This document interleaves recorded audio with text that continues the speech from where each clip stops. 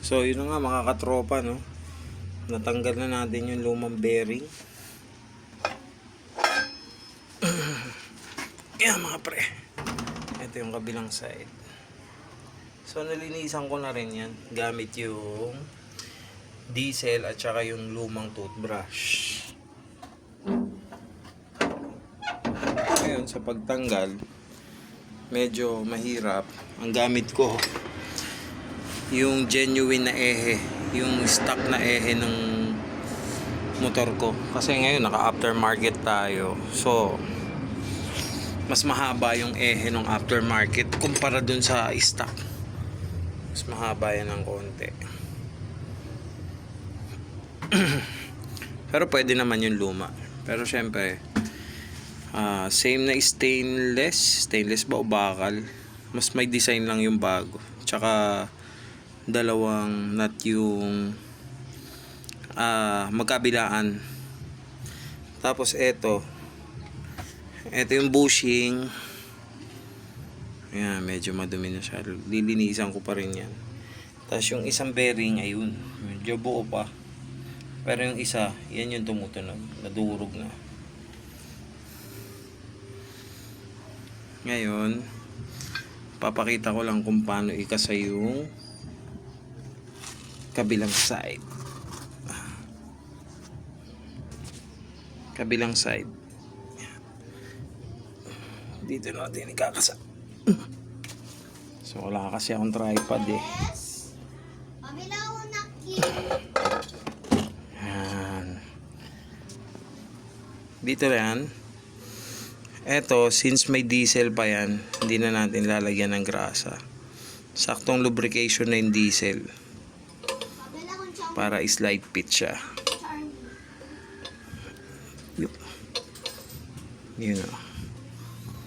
So papaluin lang natin yan ng konti-konti muna. Uy shit, basa yung martilyo.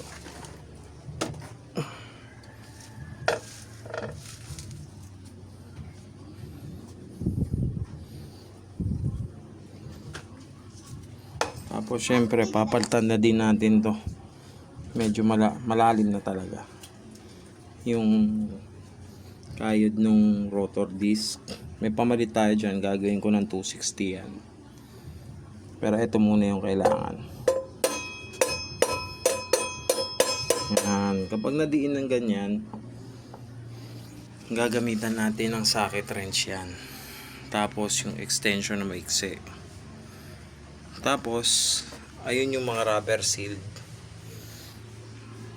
Tapos lilinisan ko rin muna yung bushing. Tapos may goma pa yun sa gitna. Ito, kung iniisip nyo kung para saan to, ito yung nagbabalance nung rubber bushing sa gitna para sumisentro. So kailangan natin ibalik yan. Ganun lang, palo lang sa side na to. Kasi meron limit yan. Pag sumagad, lalagay yung isang oil seal, baliktad, pasok sa gitna ng bushing, tapos lagay yung bushing sa gitna, saka ikakabit din ng same process yung kabilang bearing. So gigitna naman yon yung bushing.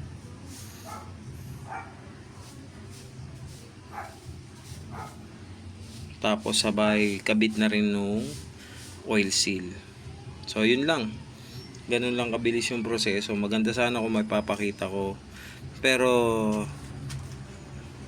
alam ko namang alam nyo na rin yung gagawin dun. So hanggang dito na lang. Next time ulit.